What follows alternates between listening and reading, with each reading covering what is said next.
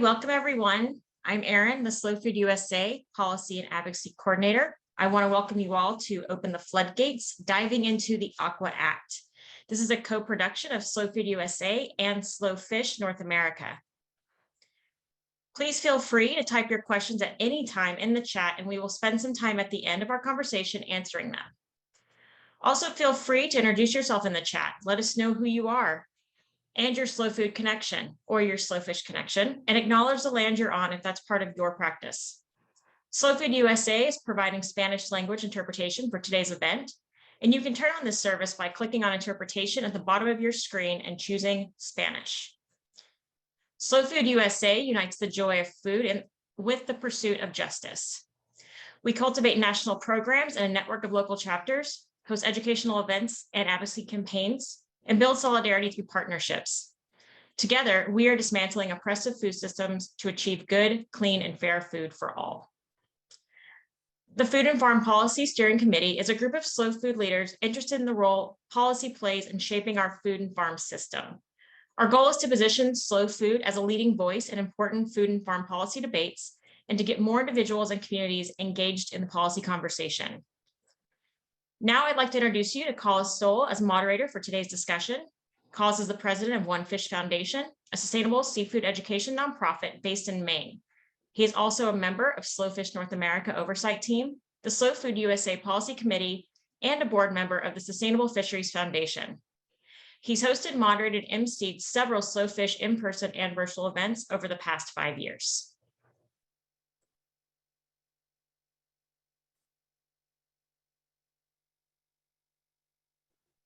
Geez, it's not really good for me to miss my cue right off the bat. Thanks a lot, Erin. I appreciate it. Welcome, everyone. It's great to have you here. This is a great conversation. I am coming to you from Yarmouth, Maine, which is unceded Wabanaki Confederacy territory.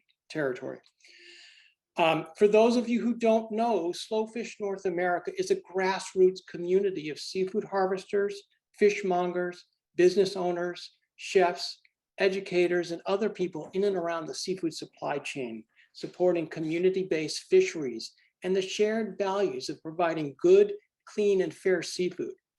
Think of it as a community of communities within the slow food community. We advocate for small-scale, values-focused seafood harvesters, local transparent supply chains, and healthy oceans, estuaries, and rivers.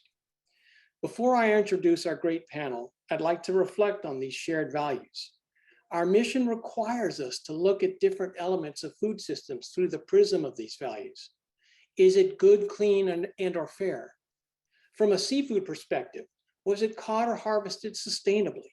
Was it handled properly and with honor? Was the seafood harvester paid a fair price? And was the consumer price fair? Answers to these questions sometimes lie in a gray zone between personal values and where our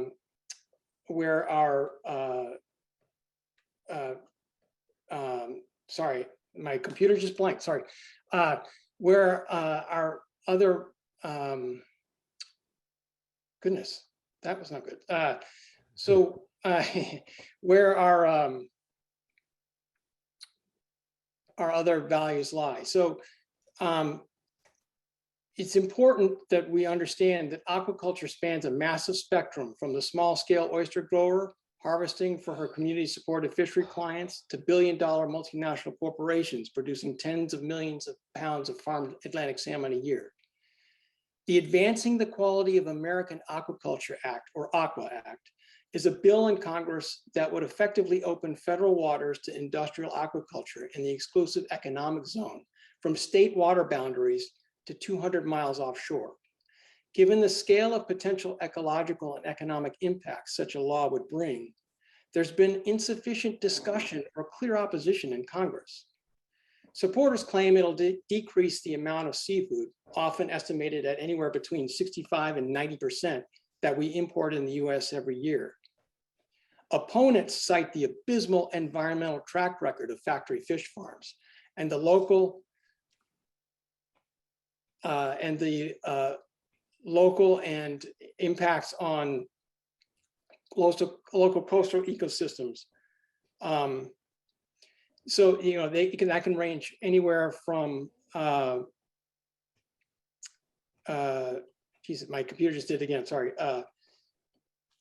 So anything that could, you know, that factory farms that affect socioeconomics and displacing community-based fishermen on a local and global scale. Those are some of the prime reasons for rejecting the bill. So just to give you a quick glimpse of the scale of factory fish farms, the poster children for what can go wrong in industrial fish aquaculture is salmon aquaculture. The top 10 producers are responsible for over 100 million salmon deaths, accounting for over $15 billion in losses since 2013. According to a recent report from Just Economics. This doesn't speak to the ecological damage from disease, escapes, and sea lice spreading to local ecosystems, or the impact of massive forage fish harvests or huge monocrop soy plantings to feed these salmon. Factor in the Trump era executive order still in place that streamlines federal approval of such industrial operations off US shores, and we see the intensity of some of the forces supporting the AQUAA Act. By the way, this act applies to all fish and seaweed that could be farmed at scale, not just salmon. So we're going to dive into this complex issue with some keen perspectives from across the country.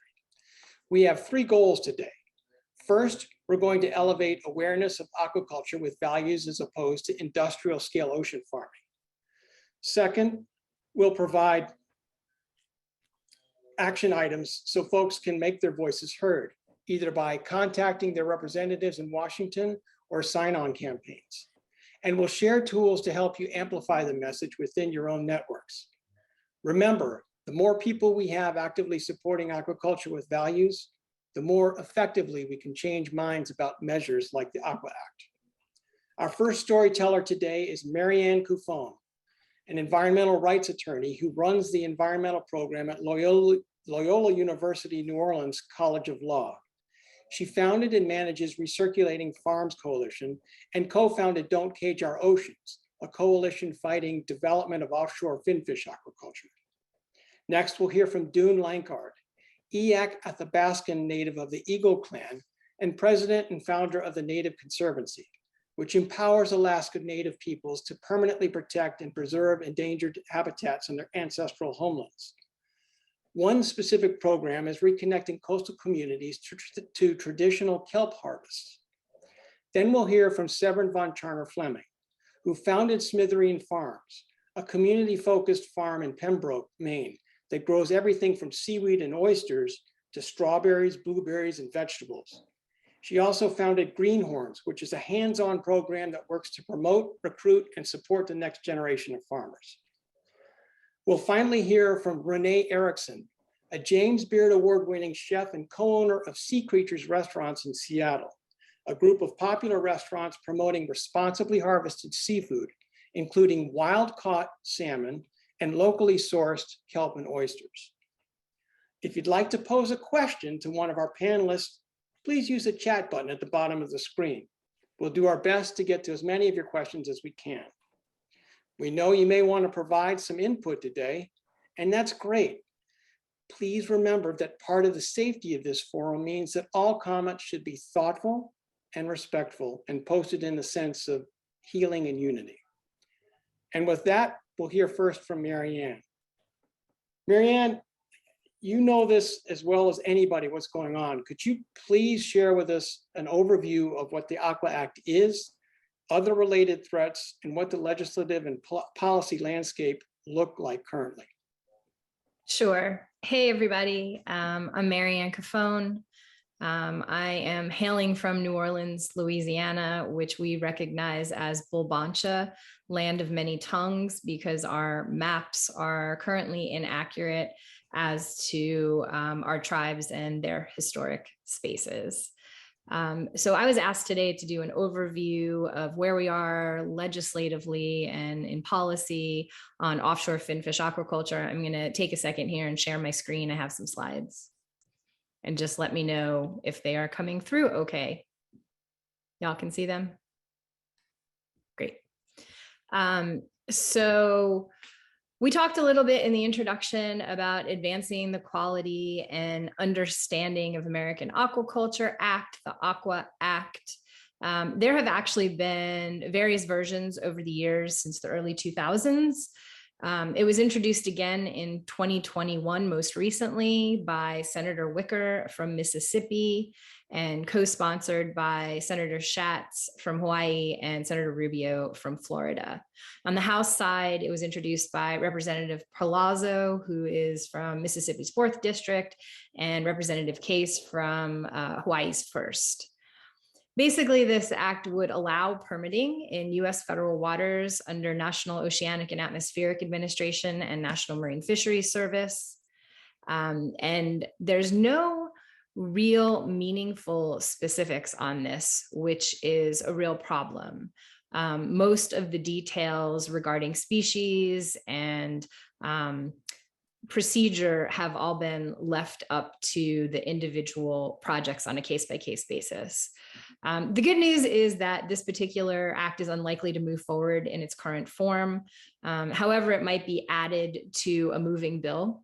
And that's what we're watching for currently to see if any of the language ends up elsewhere. One of the things everybody can do if you're interested in engaging on this is to call and write your own senators and representatives and tell them no development on offshore finfish farming. One of the things we're hearing is that there hasn't been enough outcry from the public or companies, and particularly those related to ocean businesses. There hasn't been enough outcry regarding stopping this particular bill. So something else to talk about that hasn't gotten a lot of attention, but one thing that the Don't Cage Our Oceans is focusing on is Executive Order 13921, promoting American seafood competitiveness and economic growth. This executive order was signed under the guise of patriotism during the initial days of COVID-19 pandemic. Donald Trump signed it on May 7th, 2020, saying that it was intended to support seafood businesses and production in the United States. What it really has done, however, is entirely focus on offshore finfish aquaculture. It names National Oceanic Atmospheric Administration as the lead agency, even though there's no congressional authority to do so. It required the U.S. Army Corps of Engineers to create nationwide permits for siting of these facilities. And the Corps has in fact done so. And this is currently under review and challenged by a variety of groups to try and prevent this from moving forward.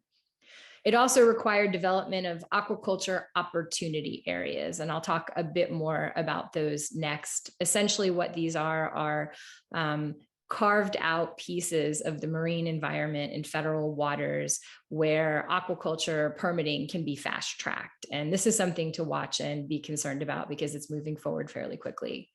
What we can do on the executive order is to push President Biden to revoke it. And we have a petition going right now that everyone can sign to let the current administration know that this isn't something that we want moving forward. Don't Cage Our Oceans recently submitted a letter that represented over 9 million people in the United States asking President Biden to please revoke the executive order. So moving on to the aquaculture opportunity areas, NOAA has been collecting comments and putting out information about this for the last year or so. It is an atlas that they're calling that marks 9 areas in the Gulf of Mexico and 10 areas off of Southern California that would be essentially fast-track spaces for permitting offshore finfish aquaculture. NOAA has said that there are more to come around the country, but they haven't received funding for that yet. And so right now they're focused in Southern California and the Gulf of Mexico. They are essentially carving up public ocean space to privatize it into areas for places to create offshore finfish aquaculture farms. The interesting part about this is that these AOAs will be permitted under nationwide permits They are planning to do a programmatic environmental impact statement for all the aquaculture opportunity areas, even if they are in different locations. And these AOAs will, on a case-by-case basis, decide what kind of species and all of the rules regulating those particular facilities. So it's a massive undertaking, and NOAA is just barreling forward with it. So some of the concerns with this, of course, are that offshore aquaculture globally has documented a lot of concerns, so much so that some countries like Denmark and Canada are backing off of industrial scale open water marine finfish aquaculture. One of the primary things we talk about is that most of the species farmed are usually carnivorous, and so they require an incredible amount of fish meal and fish oil to grow. And usually the source for that are bait fish and prey fish from the ocean. So we're taking wild caught fish to feed farmed fish.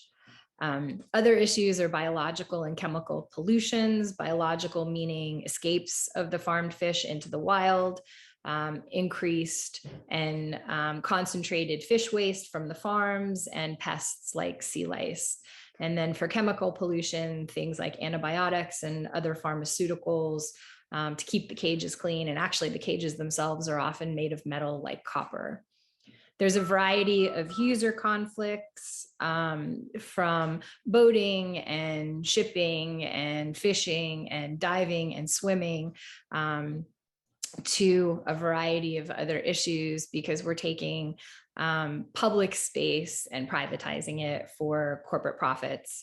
And of course, there's agency conflicts. National Marine Fisheries Service and NOAA are meant to be managing and safeguarding public ocean resources, and instead they're trying to grow more fish that arguably would be serious competition for our existing family fishing communities.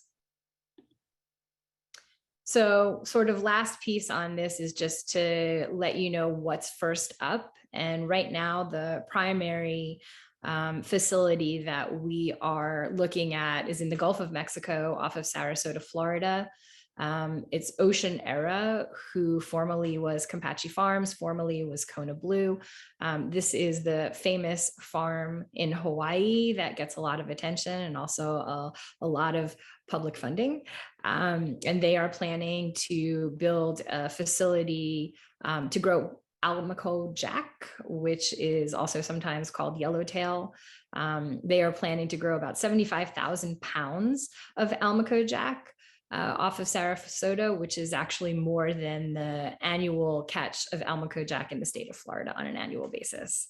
They're saying that this isn't an industrial facility, but I think the numbers say otherwise.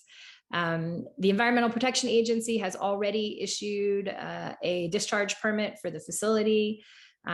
Several groups have challenged that legally. It is currently under review at the agency, and potentially there'll be a lawsuit following if EPA doesn't decide to withdraw their permits. So last thing, if you are interested, you can join the Don't Cage Our Oceans Coalition. It's organizations and businesses coming together to stop offshore finfish aquaculture in the US. And also we are looking for interns to help us with this project going forward. If you're interested, please contact Andriana Natsoulis. She is actually on this forum at the moment. I saw her write in the chat. And if you have any questions afterwards, I'm also happy to talk. My email is up there as well. Thank you, Marianne. Greatly appreciate it. You know, there's a lot of ground to cover there.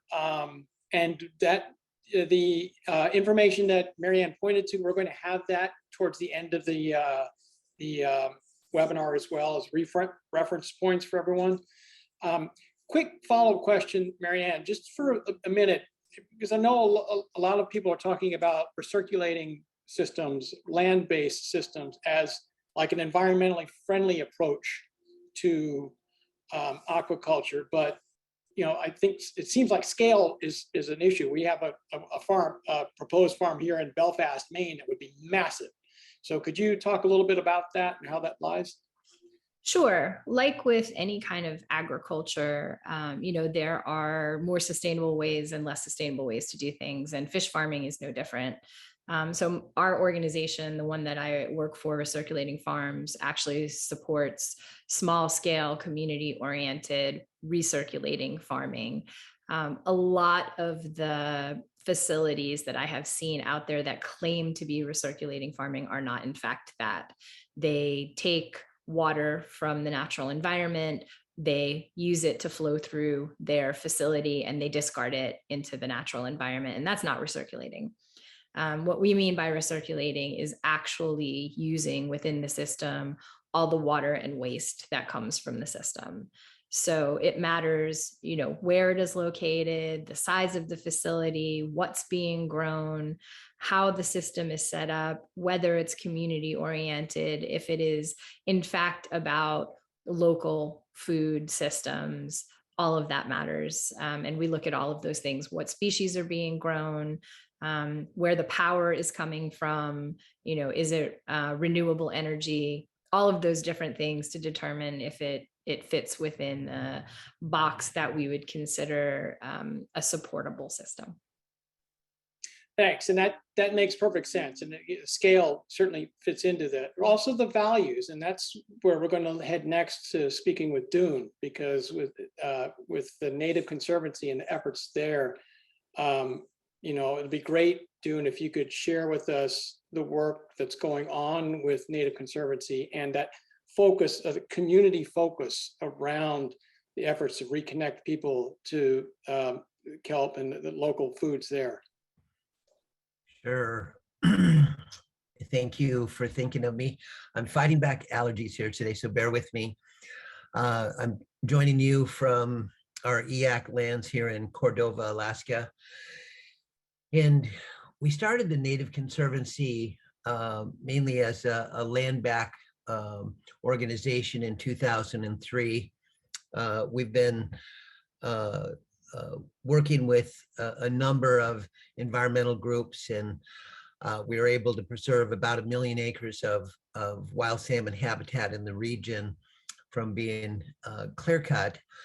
And historically, my people, the EAC, have lived here on the Copper River Delta region for the last 3,500 years in eastern Prince William Sound. My EAC name is Jamutsiki. I come from the Eagle clan.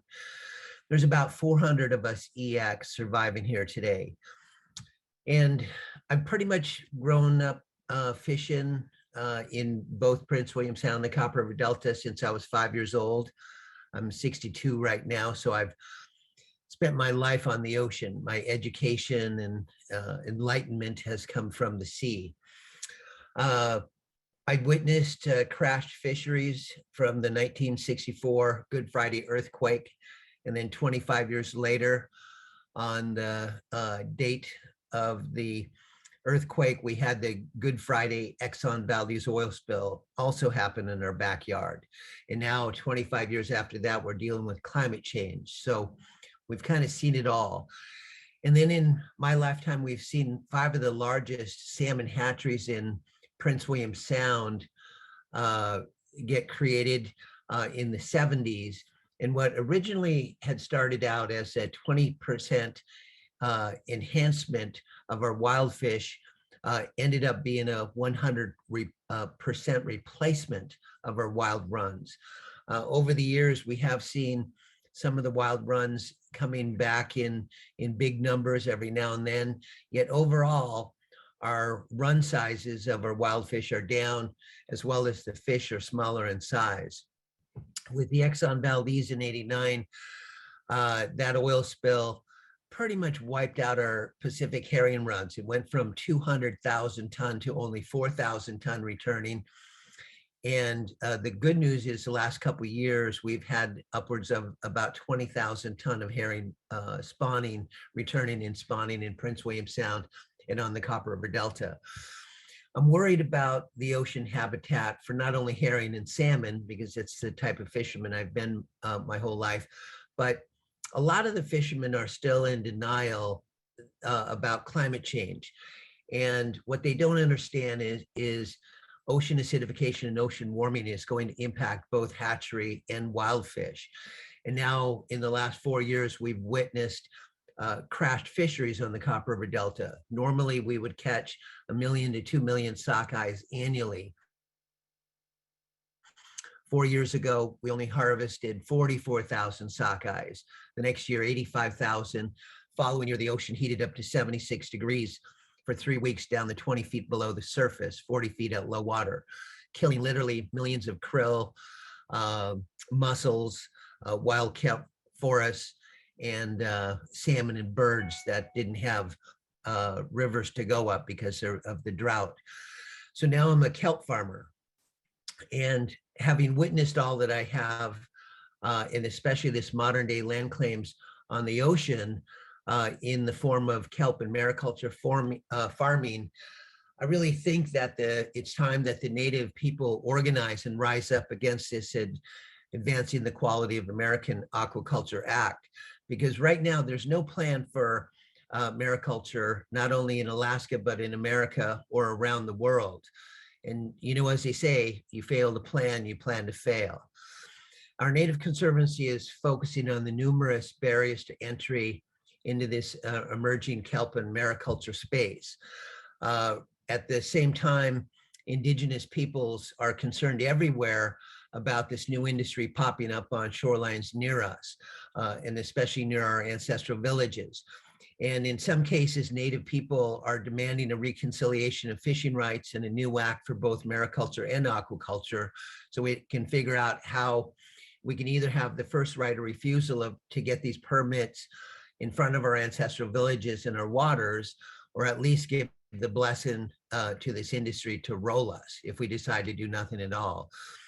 What many do not understand is that kelp gathering and harvesting herring roe on kelp has been part of our Indigenous people's heritage and a traditional source of food for our people for thousands of years along the coast.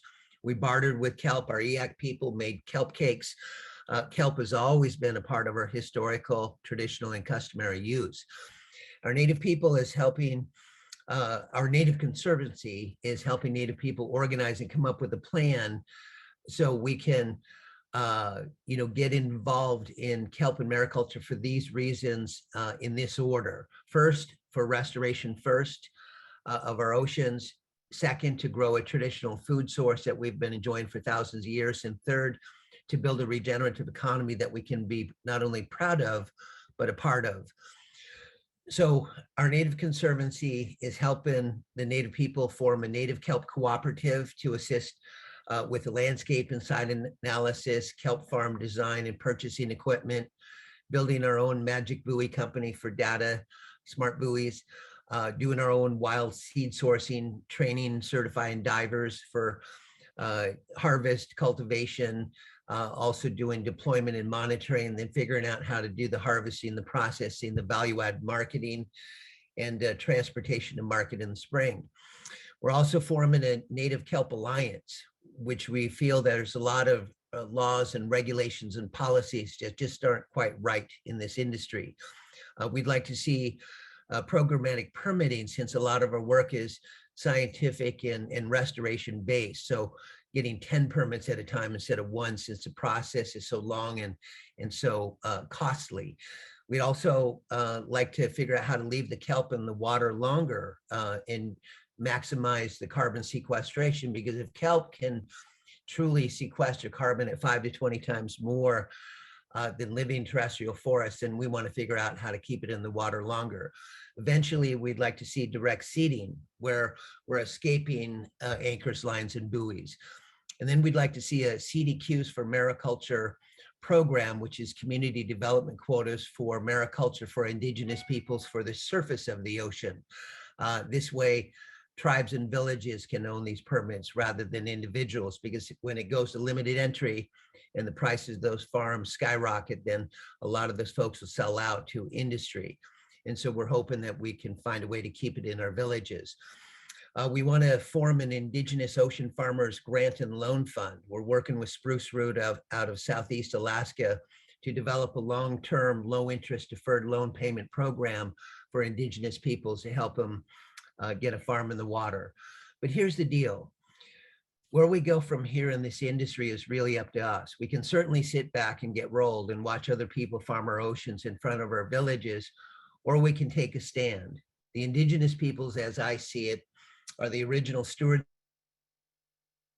of the land and the sea, and we're also the original guardians of the land and the sea. So we need to step up and take care of the sea if we're really talking about truly about conservation, restoration, or mitigation of our alien oceans. And so we are still here. The Native peoples need to stand up and fight for the preservation and restoration of what's left of the land and the sea. Alaska is one of the last wild places on the planet that we still have a chance to get something right. I want to work with you all to figure out how we can get this new commercial ocean industry off the ground in the right way and for the right reasons. Our Native Conservancy is soon kicking off a Kelp Now tour that'll also complement our Ocean Back tour to get Indigenous peoples into the water and get kelp and mariculture farms in their ownership. So the Kelp Now tour will help organize, enlighten, and educate Native people everywhere. This kelp and mariculture industry is an important opportunity to develop not only intergenerational alliances, but international alliances as well, partnerships and community around restoring our oceans and our ocean way of life. In closing, no development on offshore finfish farming. Any questions? Thanks a lot, Dune. I really appreciate it. I think the point that really resonates is the idea of, making sure that the counter movement is working with communities that are coastal communities that have been there and know how to work within the existing ecosystem and not go beyond that, not coloring outside the lines. And that's exactly what you're saying. So I guess the question, and you already sort of answered it, is sort of how do we sort of replicate those values and so that we can do that in other places? And we'll touch on that when we speak with Severin shortly, because she's doing a lot of the same kind of work in Maine. Yeah, I guess if we can figure out how to honor and respect Indigenous people's rights, then like on land, we can protect the last of the green places on planet Earth. And our feet just happen to be on top of the last of the fossil fuels that everybody wants access to. And I feel in the ocean, if 3030 has any chance at all, they need to work with the tribes and the villages who have thousands of years of history living on the ocean in places that the ocean industry now wants to control and own. And what I don't want to see is this industry taken away and greenwashing to happen where, they're the ones who are talking about restoration, conservation, and mitigation when they're part of the problem and why we're in this mess in the first place. Absolutely. And so that touches on a point which will lead us right into Severin, because she's done work on something called the Seaweed Commons, the idea of treating these resources as a shared commons. So Severin, can you please tell us what's happening with Seaweed Commons, with Smithereen Farm, all the work that you're doing? Thank you, Dune. Thank you, Coles. Thank you all for caring enough to participate. So I'm coming to you from my computer, which is looking out over Cobscook Bay. And I'm sharing you now a picture of our cove, Schooner Cove, where the schooners would sit before going across those tidal falls, reversing falls. They are the boiling waters that are caused by our 22-foot tides here. And Cobscook is the Passamaquoddy word for boiling waters. And it is those boiling waters that give us such extraordinarily productive marine ecosystem, many whales. We had historically 27 canneries for herring and what they call mackerel and what they call sardines. Oh my God. Sardine factories around the bay here, and those are now gone. But like Alaska, this part of Maine, down East Maine, is kind of the Alaska of New England. And it is here where a lot of young people like myself are motivated to enter this world as young sea farmers and get involved in creating livelihoods from the water and participating in an ocean commons. And so my farm is called Seaweed Farm. The woman at the top, she's pointing to the land part, and the woman with her foot in the bay, she's pointing to the sea part. And so we farm on land and sea. And as a part of the Seaweed Commons, as a part of this work, technology, unintended consequences. I lost my train of thought, but here we are. Let me just show you where we are. This is our LPA in the middle of Cobscook Bay.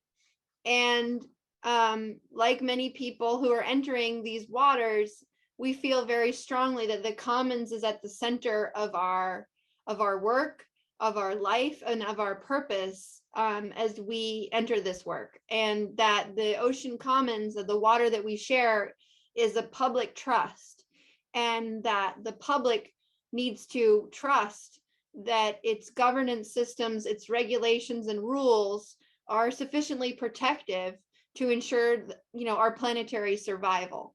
As you may know, 80% of the oxygen we all breathe in the atmosphere is created by micro and macroalgae and planktonic life, much of it invisible, and that all of us have as an ancestor the algae who lived in little shallow waters, came up with some beautiful, powerful life processes such as photosynthesis, and have been thriving and proliferating ever since, for billions of years before any mammal ever showed up. So the humility and the awe that we feel when in relationship with algae, touching it in the wild ocean, I think gives a very positive spirit to the work that we have to do to ensure that this wild ocean that we love continues to be a healthy and safe place to, grow food. So where I live in Maine, right off of my LPA are the LPAs of Cook Aquaculture, which is a Canadian company that has purchased up and now holds all the leases in our bays, and also down in Bucks Harbor and Machias. And they also operate in British Columbia. They also operate in Canada. They've broken lots of laws. They've sprayed lots of poison. And, I have good friends who work there, and I eat the fish that comes off of it. But the illness that is present in the pens, and the poison that's used on them, and the lice that's on them, and the long fallowing periods, and the provision of commodity corn and soy and these huge pallets and trucks and crates and endless stream of big vessels to serve these fish, endless supply chain of global commodities for them to poop and shit in our waters, makes them one of the most carbon costly meats on Earth, according to Upstream Watch. And Upstream Watch and Frenchman Bay Conservancy and other groups have all been working really hard in Maine, where we have had 8 new proposals for large-scale salmon farms. Some of them recirculating on land, some of them ocean pens in the bays.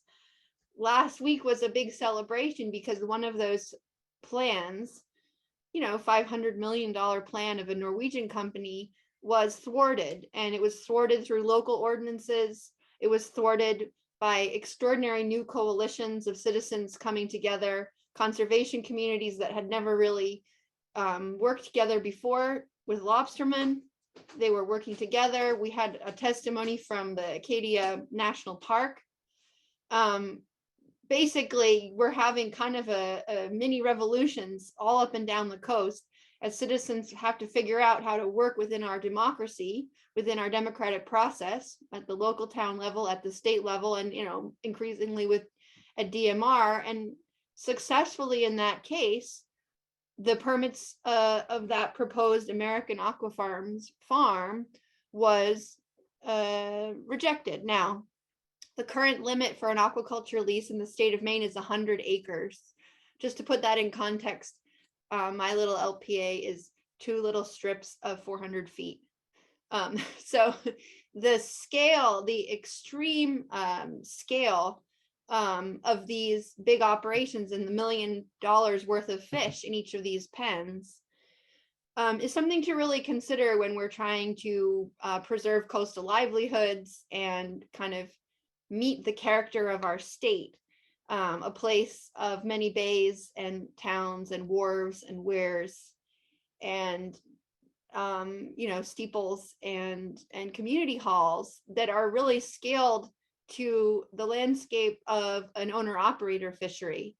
And the owner-operator fishery has had a much better record than corporate sectors and foreign-owned sectors in particular in terms of long-term stewardship. Now, let's not say that it's all perfect in the world of lobster, but let's notice that it's a better management than what we see with disease in salmon. Now, again, just to show you that this is not rocket science growing in the sea as a kind of freshman of ocean farming, I have to say, if I can do it, having had no boat skills and, you know, only love to guide me, and, you know, obviously the mentorship of very kind people who drew me little diagrams to help me, you will know that this is something that a lot of young people are wanting to do. And if we can get a price per pound for fresh and frozen, and in our case, dried and pickled and sprinkled and in soup mix, you know, then it makes a very wonderful conservation friendly livelihood. Another big motivator for us is the presence of ocean plastic. Up and down our beaches is detritus. All around the world is marine plastic in crisis. The plastic even ends up in the flesh of our oysters. It ends up in our water. It ends up in our wells. And so one of the feelings that we have as we enter as a freshman class is, how do we do this in a way that has the least impact? And so we call our project with the myco buoy, we call it like a beacon that, you know, as we're entering the sea with a whole bunch of new gear, let's make sure that the gear that we put there has a minimum impact on the water. And, you know, let's be considerate and thoughtful and ask vulnerable questions and yeah, do the best we can. So here are some pictures of ocean plastic, and also some of the traditional marine technologies from Asia of wooden buoys and glass buoys that are inspiring to us. Oh, this is just a picture of our small bays and small villages and small businesses. And this is this on the left is actually our town of Pembroke, Maine, and our beloved Pennamaquan River, which we are currently defending against another Canadian company, a mining company, who want to blow up our mountain and turn it into silver mine, and also have at their back investor pressure that's emboldened by federal Biden administration loosening of mining laws to so-called support green energy. So the involvement of Department of Energy grants and these like the federal motive for this kind of discourse on scale is not just with aquaculture. So we're trying to protect our beautiful aquifer that puts 1 billion gallons of fresh water into this premier scallop bay of the entire state of Maine. And here, as you see, this dark, cold water from the Labrador Current coming into the shallower Gulf of Maine. And, you this is a big deal place of health. Land and sea, smoking the fish that we get out of our rivers and the vegetables from our gardens. That was my first year with oyster, the first oyster cage, which was just made out of 2x4s. We've since evolved, more pictures of land and sea, and we've since evolved to working with mycobuoys and mycelium, which is a mushroom that is eating a hemp grind. And we get this, I have it here. This is one of our first ones. And it is a mushroom that floats, and then it gets coated in a bio coating that's made by a nice Japanese man. And we got a grant from the Northeast SARE program in order to study. And we partner with wonderful Abby Barrows, who's a powerful voice against marine plastics. And then we had a workshop with mycologist Sue Van Hook just last 2 weeks ago to grow algae from hemp that was grown down the road from here. And so we're working to get those buoys onto our oyster cages and onto our kelp lines, get them on other farms around the state, and use this as a way to be in relationship with the kind of future of material culture of aquaculture, because indigenous people have a long history of eating kelp, as Dune says, and all around the world there are aquacultural systems that use bamboo, that use coir, that use natural materials, marine materials, hemp, wood, bamboo, coconuts to undertake the growing of food in the sea. And so there's no reason it has to be, based in hyperdrones. And in fact, we know the downside of that. I thought I had All one right, more. Severin, I'm just jumping in real quick, just for time. You were going to I talk have about one slide left, and then I'm done. Okay, thanks. And so I will conclude with the fact that the Seaweed Commons is a group of us who are wild harvesters of seaweed and young farmers of seaweed.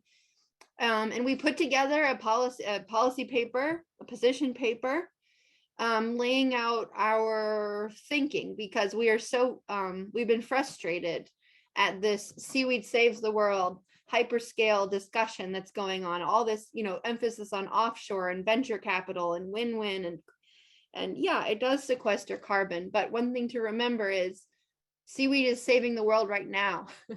And we have to consider the risks of industrializing and domesticating the genetics of this ancient being.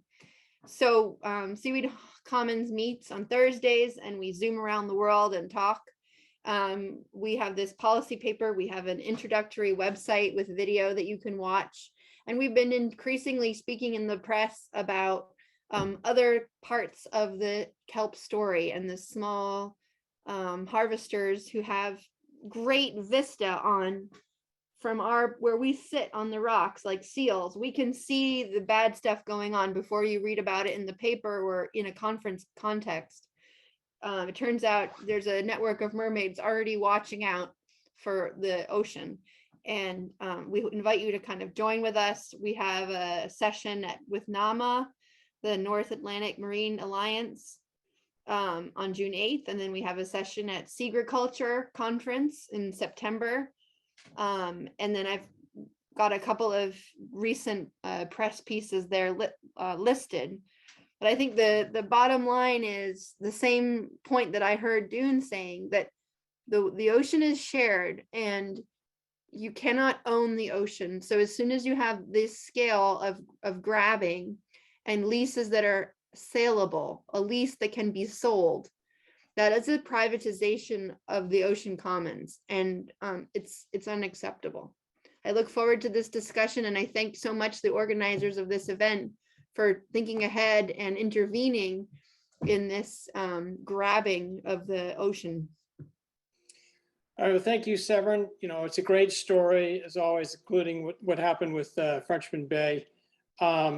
Just a quick note, there was, it's tied into what you were saying, and before we jump in and hear from Renee, there was a question about what these kinds of examples, what Dune was talking about, what you're talking about, and how that sort of is tied in with diving into the AQUA Act. Well, the reality is that what you're talking about, what Dune is talking about, is sort of the positive values-based counter argument of what the AQUA Act would be unleashing, what Marianne described earlier.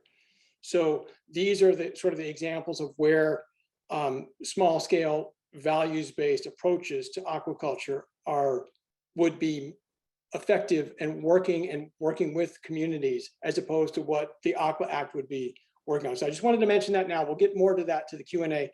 Well, and I think you see us kind of like gearing up to say, hey, wait, there's Yes. another way. Yeah, exactly. Wait, Exactly. That's it. This discourse on scale. Right, exactly. It's all about scale. And so, and also it's all about messaging. And that's why we want to talk to Renee right now, because as a chef on the front line, it's really important that these narratives that we talk about, like the work that you're doing, the work that Dune is doing, talking about these values and educating people about why it matters, understanding where your food comes from and the implications of that. And Renee, you're on the front lines of that. So it'd be great to hear your perspective on this and where you see, sourcing is important.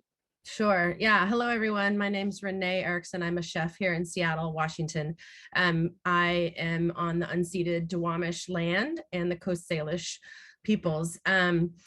I grew up here. Salmon and shellfish, finfish, all of the delicious things that we are known for here has been something that's been really important to me as a person, as well as a chef. And you can imagine in Seattle, there's a huge desire and love of what is available here to serve. And as growing up as a child here, I was able to do a lot of salmon fishing, and like I think a lot of children do, sort of take that for granted. And as I became a chef, I've been cooking now for 25 years, and in those 25 years, I've seen a huge shift around availability and also conversations around right and wrong, or what we can try to do to be a better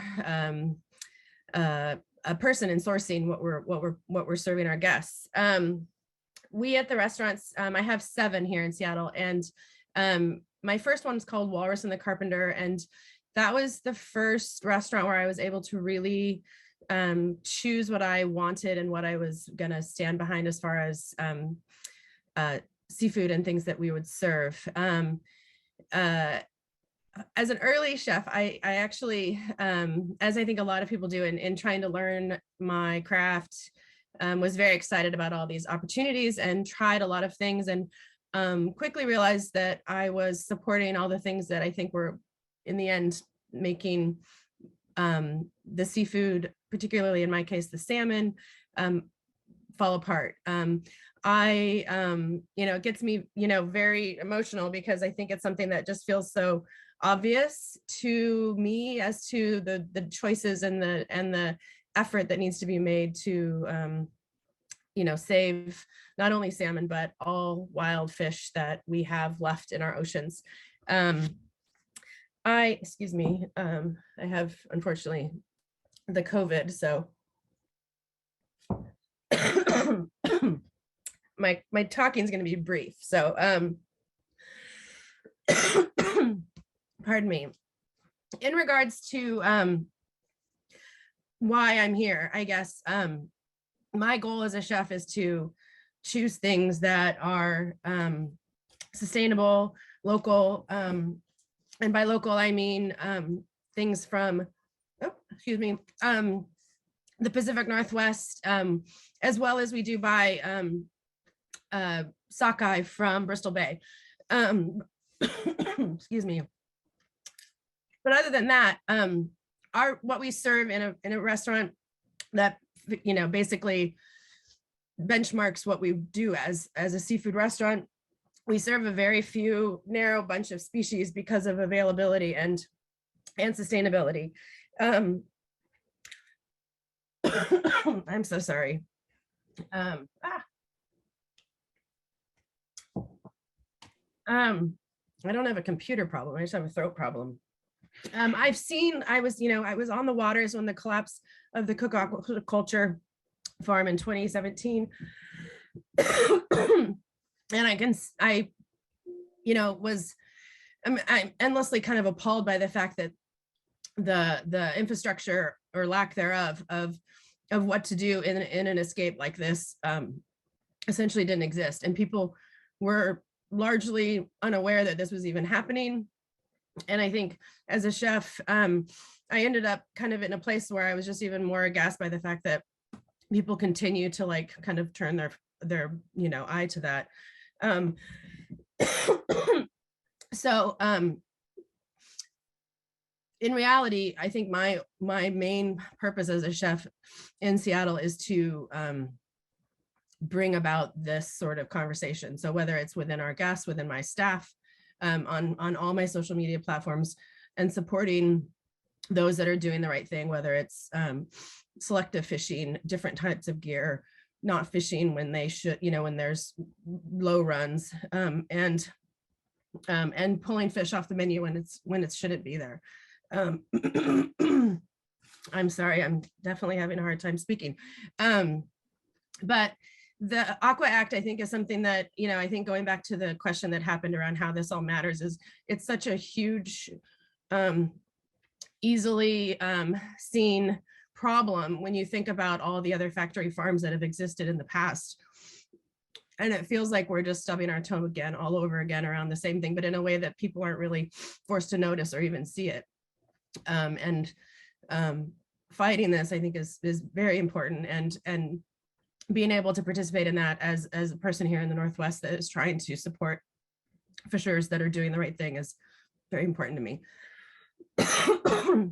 I'm very sorry about my cough. Yeah, so I'm gonna stop talking because I think I'm just gonna keep coughing and maybe answer questions if there are any. Thank you so much, Renee. Sorry, I appreciate, first of all, your courage in dealing with that and coming on, and so much your time and effort and your dedication to this issue, because as we talked about before, there are a lot of chefs, big name chefs, that are coming out in force in support of things like the AQUAA Act and large scale aquaculture, and prioritizing that even over local community-based wild-caught salmon. Absolutely.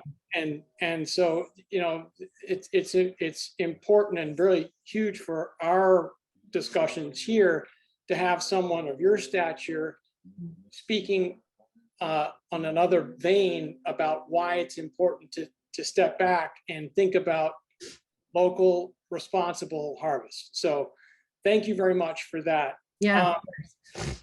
I think what we're running a little bit late here, so we're probably going to step into the Q&A now.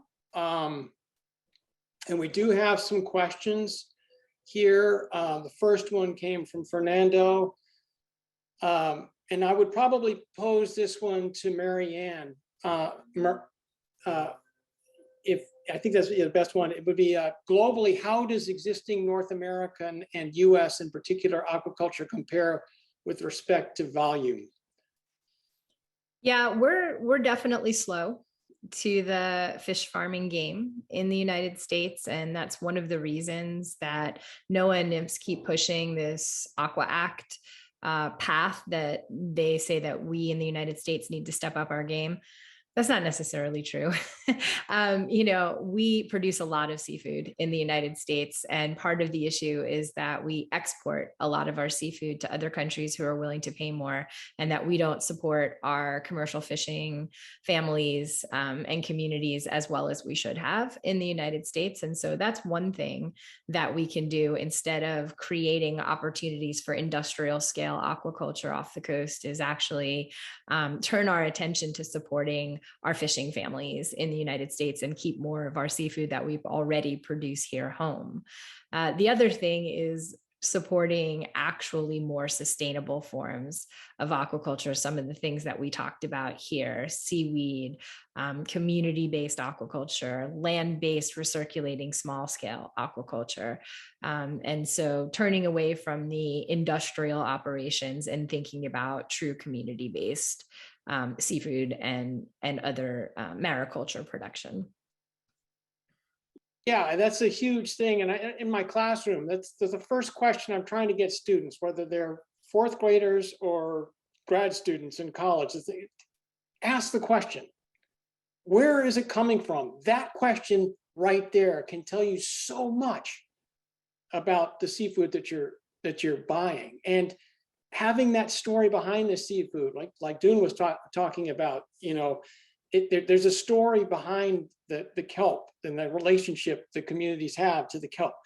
It's important to have that and share that. Renee is saying the same thing. Know when to take the fish off the menu when it doesn't belong there.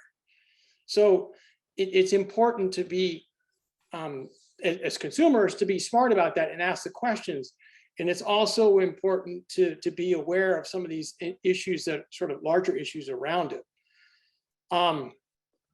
Another question that came up, this is this is an interesting question because there's some parallels. This is from Scott Davis.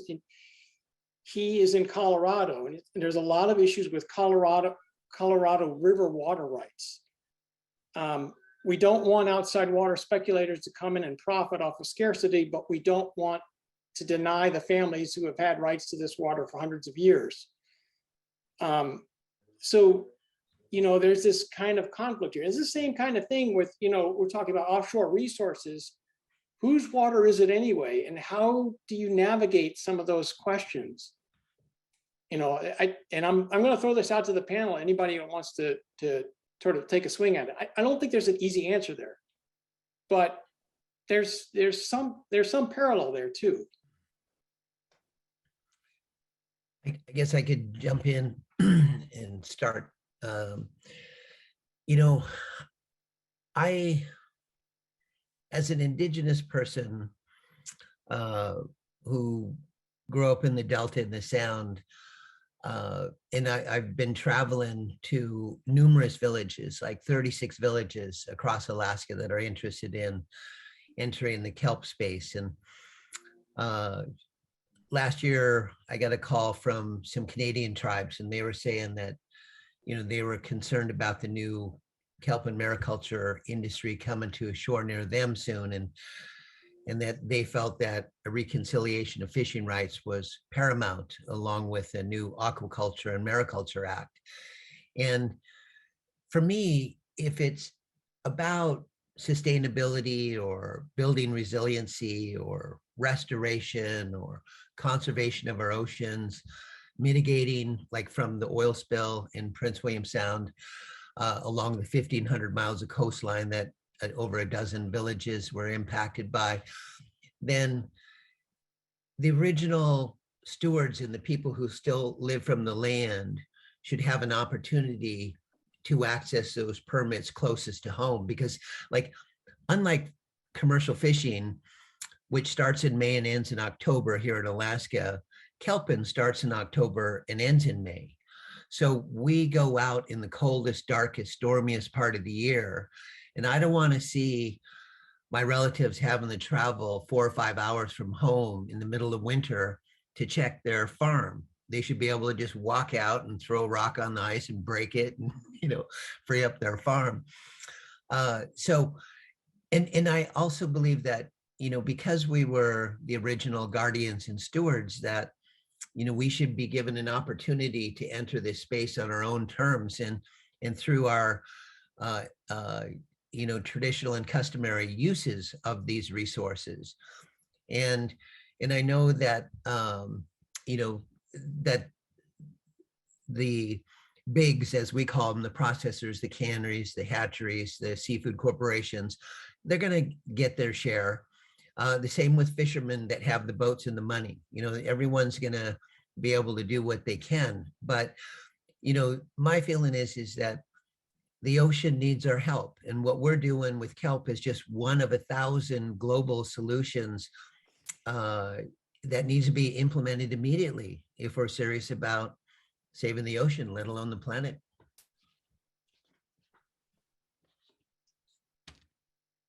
Absolutely. I mean, I think that level of consciousness is important.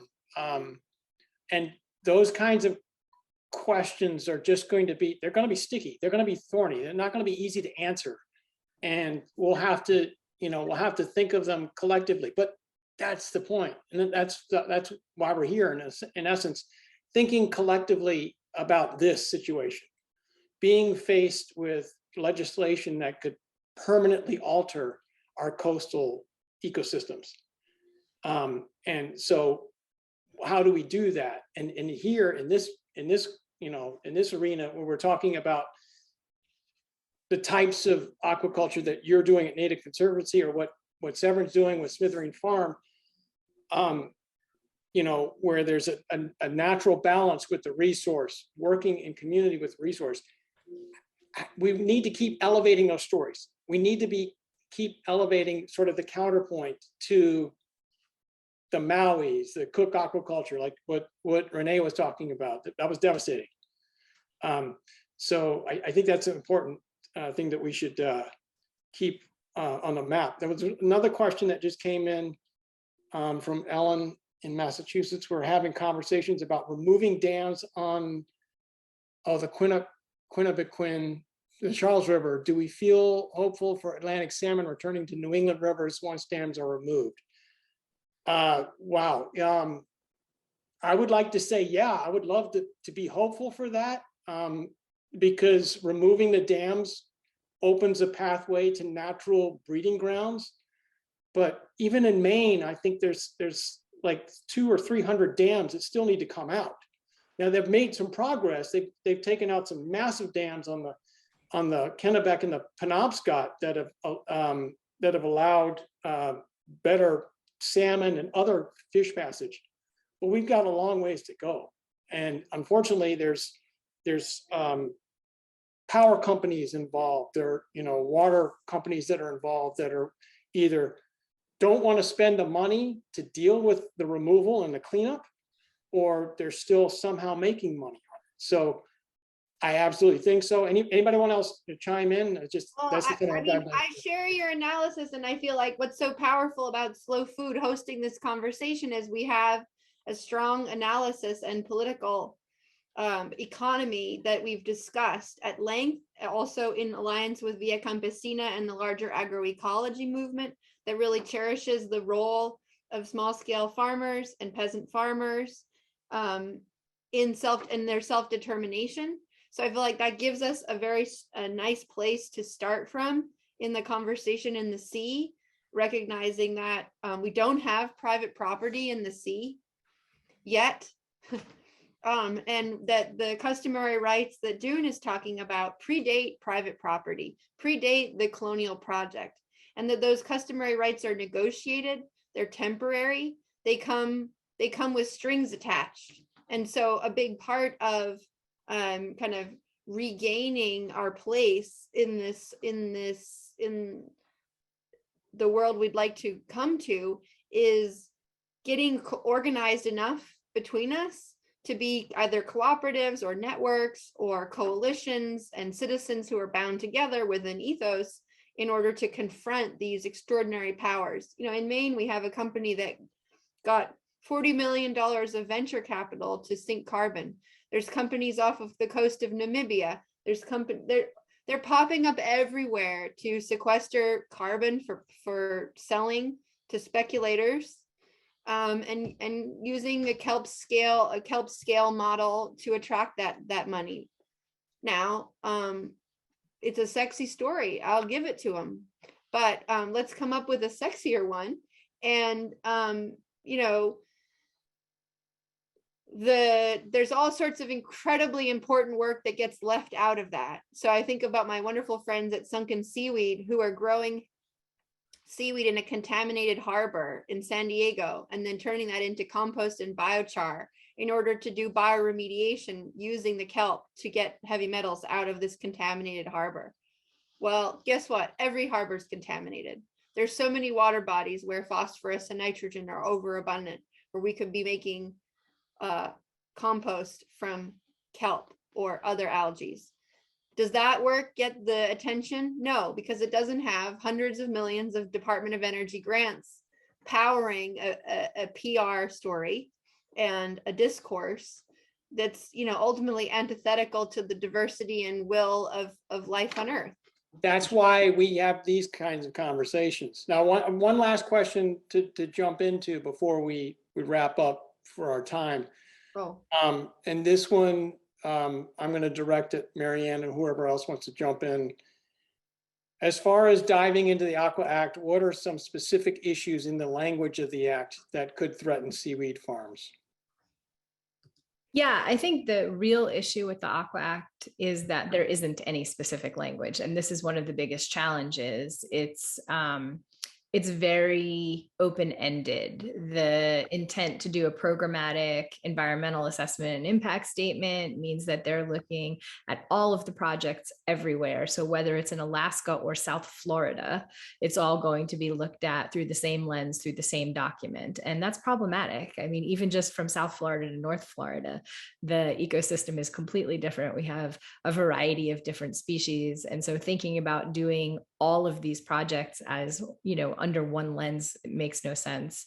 There's no limitations on species. There's no requirements for pollution. And so all of those things will certainly threaten seaweed farms as well as a variety of other livelihoods.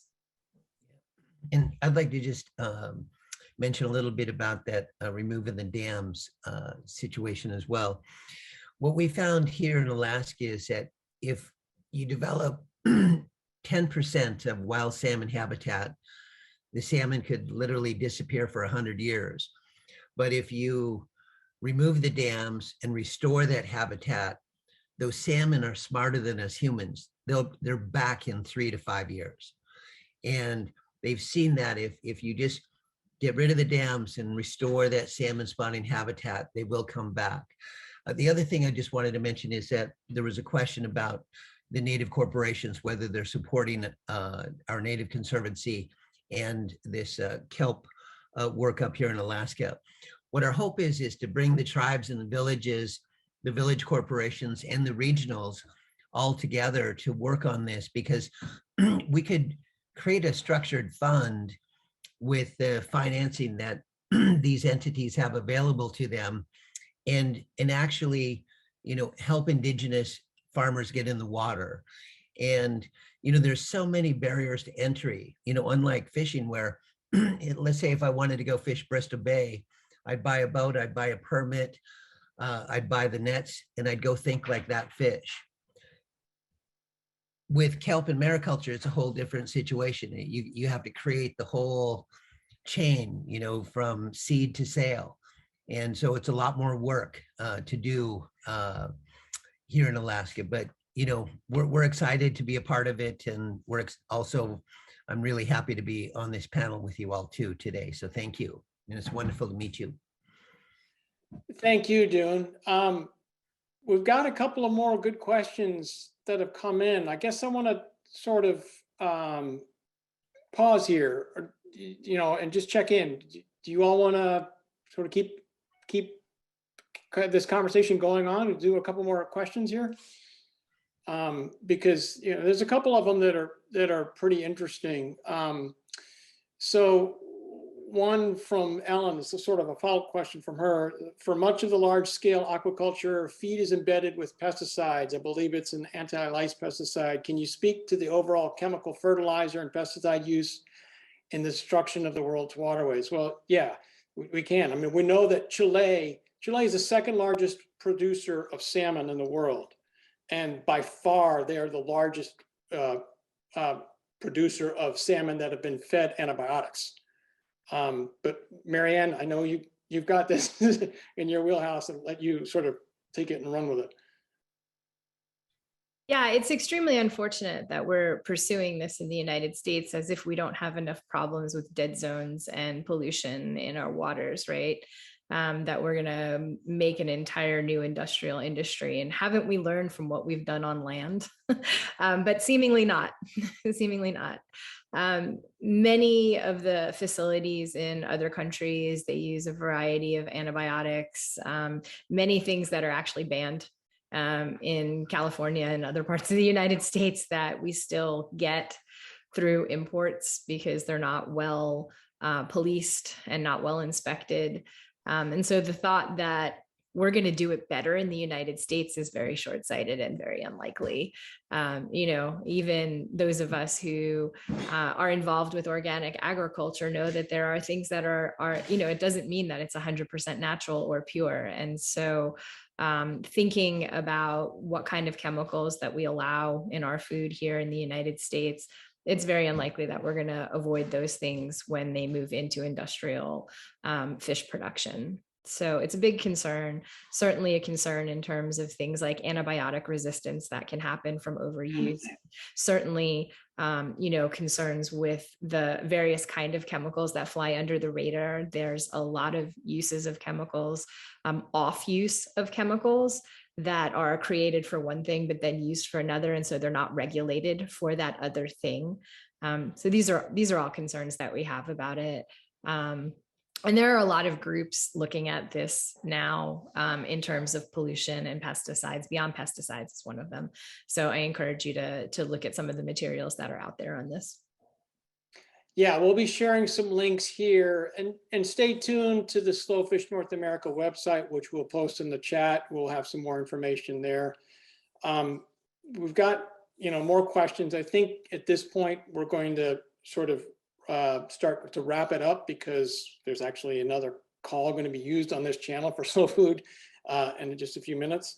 But that said, we're going to provide the emails for each of the panelists here. So if you want to contact them directly to pose a question, we'll do that. Can I say one thing for the chef, because she's under the weather?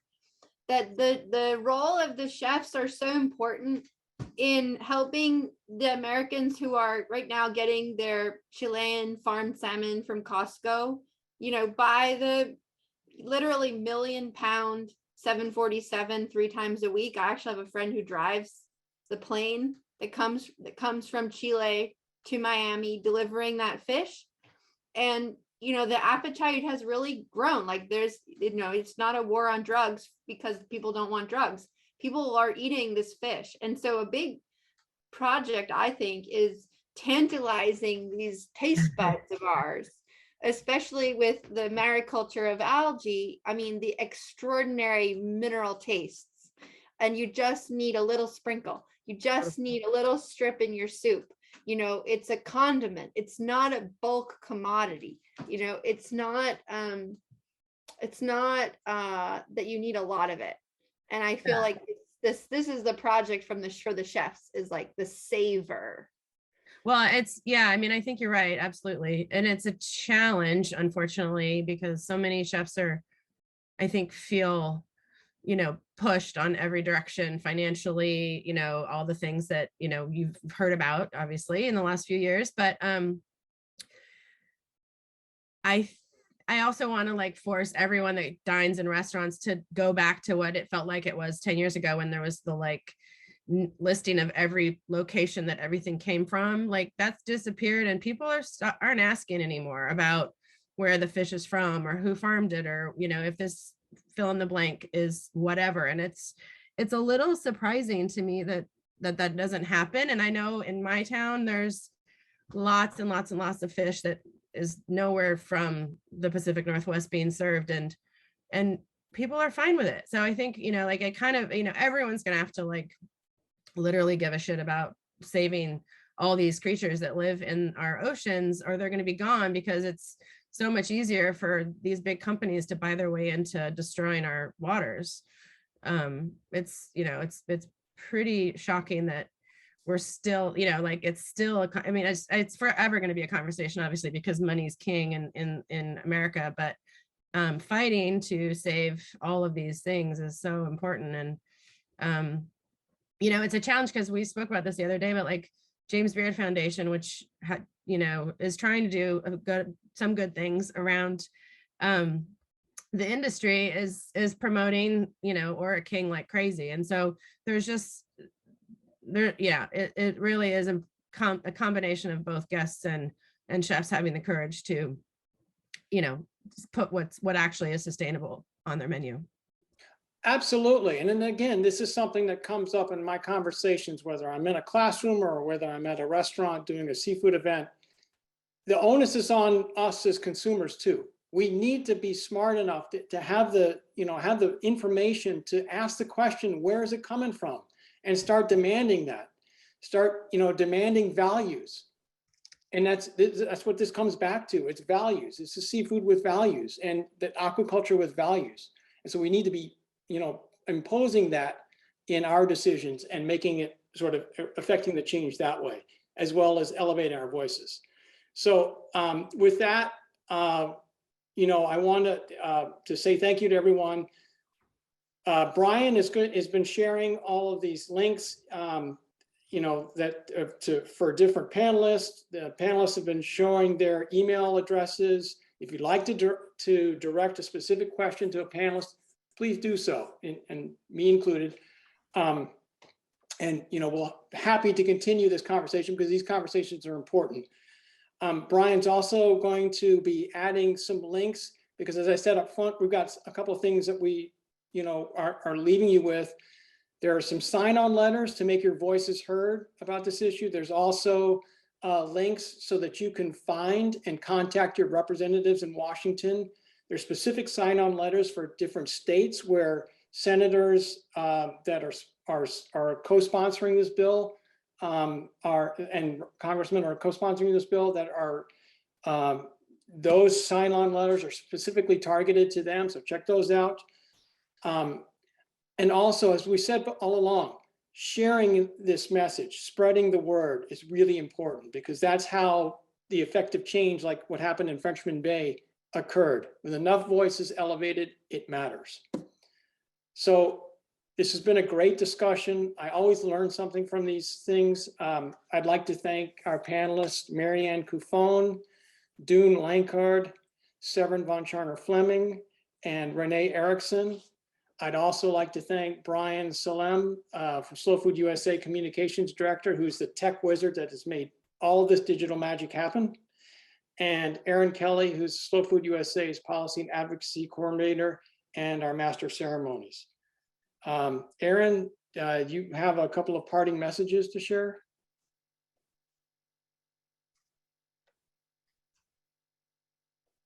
Stay tuned. Sounds like. There we go. Sorry, it was making me get permission to unmute myself. Yes, I do have quite a few things I want to close this out with, and thank you all. Again, all the panelists, this has been such a fascinating discussion and just learning more about your expertise. I wish this was 3 hours longer just to give us all a better understanding of everything. But as far as Slow Food USA goes, we have 2 virtual events coming up that we'd love to have you join. In 1 week on Thursday, May 5th at 1 p.m. Eastern. We'll be hosting Slow Food Live experience with Dan Saladino, the author of Eating to Extinction, Dr. Jessica B. Harris, author of High on the Hog, and the legendary food leader, Alice Waters. You can register for the event at the link in the chat that I believe Brian just put up. From May 13th through 15th, join us for a global virtual slow seed summit. The second annual gathering will feature an amazing lineup of keynote speakers, panels, readings, exhibits, and more. And there should be an additional link in the chat as well. And I want to thank you all again for attending today's Slow Food Live. All of this work, funnels and fuels and feeds this work so that the community and all of us learn more about where our food's coming from, who has access to this food, and how we change these policies at the legislative level so we all have a better food system and a good, clean, and fair food system. Thank you all again for all the work you do. It's been a pleasure. Thank you all. One quick thing I want to say to everybody, we will send a follow-up email to everyone with links to this recording. And if we can get the chat, which I think we can do, we'll attach that so that there'll be, the links as well. So thank you all, and let's continue the conversation.